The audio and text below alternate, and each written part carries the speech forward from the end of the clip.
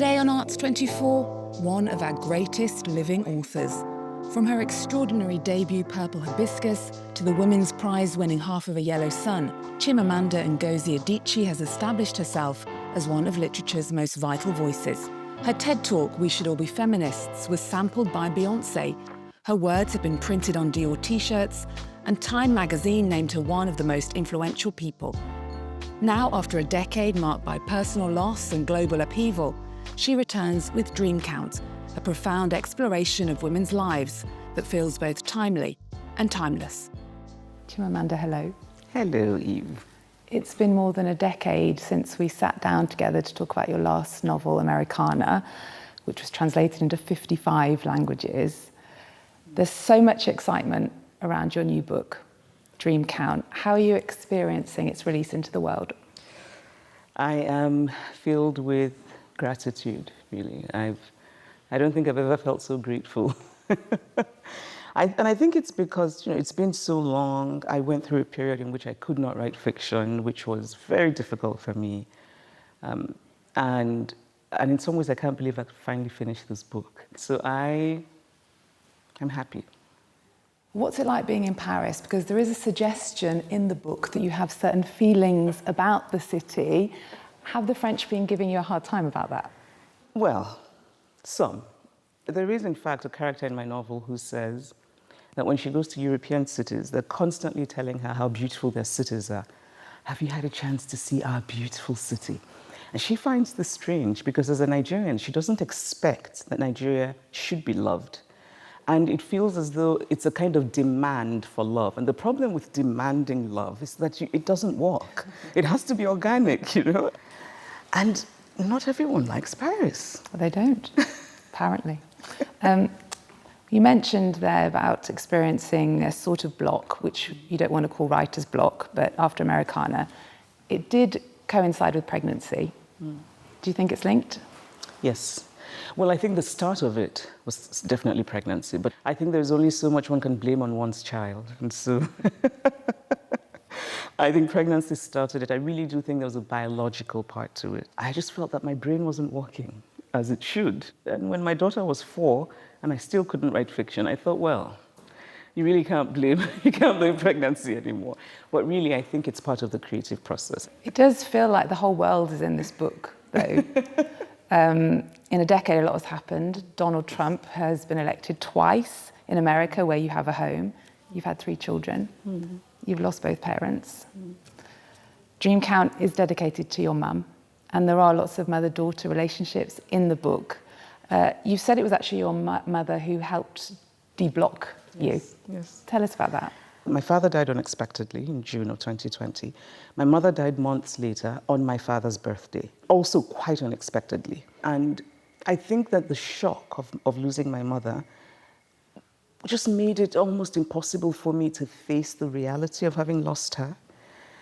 But also, strangely, I started writing after she died. And so at some point when I went back to read what I had written, I hadn't realized how much I was writing about mothers and daughters. And I really did feel, in a way that I cannot intellectualize, my mother's spirit. And I really do believe that she helped me. When you think about how powerful love is, surely it cannot just disappear. It's in the book. Yes. The novel weaves together the stories of 4 African women, Chiamaka Zigora Omliagor from Nigeria, and Kadiatu from Guinea. They all live between Africa and America. Sisterhood seems very sacred to you. It is. Well, I'm interested in women's connections and how women support one another and how that is when it's a good female friendship, I think is like no other. And in my life, I've had just the wonderful support of women. And in some ways, actually, increasingly, I think that a solid female friendship is an act of revolution. Because we're socialized to be competitors. We're socialized to, in many ways, dislike one another. And so I think when women make the decision to actually have real, lasting bonds, I think it's a wonderful, revolutionary, courageous act. I have always longed to be known, truly known, by another human being. Sometimes we live for years with yearnings that we cannot name, until a crack appears in the sky and widens and reveals us to ourselves. When I actually started reading the book, I thought for a moment it was a memoir. I thought it was you, the first character, because she's a writer looking back at her life during COVID. Soon I realised that that wasn't the case, because there were things that didn't add up with what I knew about you. The novel begins with the line, "I've always longed to be known, truly known by another human being." Can we ever really truly know ourselves or others? I think maybe no, but I still wish we could. I also long to be fully known. In some ways, I think I have been known, but then I sometimes wonder, how well have I been known? I really do think that in the way that we have the capacity to surprise ourselves, perhaps it means we don't actually really fully know ourselves. Throughout the book, you talk about the messiness of women's bodies, from pregnancy to fibroids to sexual assault to female genital mutilation. Why was it so important to write about these gritty realities? Well, first of all, not the messiness, the gloriousness. I think that the female form is the most wondrous thing. But really, more seriously, we all came from a woman's body. And it's interesting to me how little of women's bodies appear in literature. You know, women's bodies have for so long been wrapped in shame. So many cultures think of, you know, things like periods as unclean, that sort of thing. Childbirth is often, the norm is to kind of bypass the difficulty of childbirth and focus on the joy of the baby. And obviously, I think the joy of the baby is important, but I also think that what a woman's body does to make that baby happen is important. And then, of course, all of the other, you know, the things that women who suffer from endometriosis, women who have fibroids, you know, I think it's supposed to be that 2 out of every 5 Black women has fibroids. They affect fertility, they affect your day-to-day life. I think these things are important, and I think particularly as themes in literature, because that is the way to make them ordinary, accessible, normal. I love the women in the book. One of the characters, Omi Lagor, writes hilarious letters for a men's advice site. "Dear men, I'm on your side." There's really sharp humour there about gender dynamics. And it made me think, I can imagine you taking men aside, have a little quiet word with them about how they're behaving. Would I be right? Yes, yes. I've had some experience. I really like conversation. Sometimes I think, do we disagree because we have not heard each other well, or do we really disagree? And so I've had many situations in which men say something sarcastic about feminism or something dismissive, and I want to talk about it. I want to know, well, why do you say that? What do you mean? What do you think about this? What about this? And I have to say, I have had limited, but some success, even if it's to shift just a little bit the way that one thinks about women. For me, that's progress. The characters are very layered. Omi Lagor is also a student in pornography. One of the men in the book actually declares at one point that the porn industry is the largest global teacher of men about sex. You've talked in the past about this cage of masculinity. As mums of sons, what should we be doing? That's a great question. I wish I knew. Mothers can only do so much. I think there's a larger societal problem. Boys need protection from what I would call sort of malignant forces that tries to tell them that this is the way to be a man, right? And I also think that the good men need to stand up more.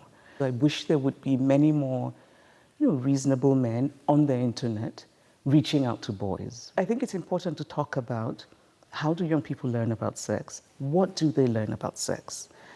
And it's important for so many reasons, but also for sexual assault, which concerns me very much, because I think that underlying sexual assault is a sense of entitlement to women's bodies. And I think that pornography often feeds into that. Well, that brings us to the story in the book about Kadiatou. It was inspired by a real sexual assault case, allegations against the French politician Dominique Strauss-Kahn by Nafissatou Diallo in a hotel room in New York in 2011. That case had enormous repercussions, essentially ending DSK's political career. Why did you want to talk about her? I wanted to, when I first heard that story, I felt a connection to Nafissatou Diallo, a woman I did not know, a woman who in many ways is not like me. But there was something about her vulnerability, in some ways her powerlessness, and of course her West Africanness. She was my West African sister, and I felt a connection to her. But also I was very proud of America because I thought, my goodness, America has arrested this powerful man who's been accused by this housekeeper. And then her case was dropped. And it was dropped because they said that she had lied on her asylum application. And I felt so wounded, and I felt that America had failed her, right? So it's not for me a case of whether one believes her or not. I believe her, but whether a woman is entitled to her day in court. And I felt that the message was, if you're a woman and if you've been sexually assaulted, you better be perfect. But when I started writing this book, I feel that the character revealed herself to me, and I thought, oh my goodness, this is inspired by Nafissatou. And then I started to see it as a way of giving her back her dignity. Well, the book is set between Nigeria and Guinea and America. You live between Lagos and Baltimore. As someone who's written perceptively about American society, I was wondering, how are you feeling about America in 2025? It's a mix of feelings. There is a sense of disbelief, because I don't think I could ever have predicted that America would take this very strangely authoritarian turn, even with Mr. Trump as president, because I don't think that his first term necessarily prepared anyone for the recklessness and, in some ways, the baffling choices and decisions of this term. But you know, for the little girl in me who admired America, there's a sense of disillusionment. So there's disbelief, there's enormous disappointment, but there's also a determination not to give in to despair. I do not think that democracy is going to disappear. You've said in the past that a lot of living is pretending to be fine. There's also a line in the book that says, we think we have time, but we really don't. I wondered, what do you dream now for yourself and your family? Yeah, that line is, I think it's important. I think about it all the time. We don't have time. We think we do. I think I learned that from losing my parents. So my dream, I want joy. When my daughter and I pray every night, and our prayer is very short. I say to her, we're going to say, thank you, Lord, and we're going to say, please give us joy. Life is really short. Okay. I wish you joy, Chimamanda. Thank you so much. Thank you, Eve. Thank you.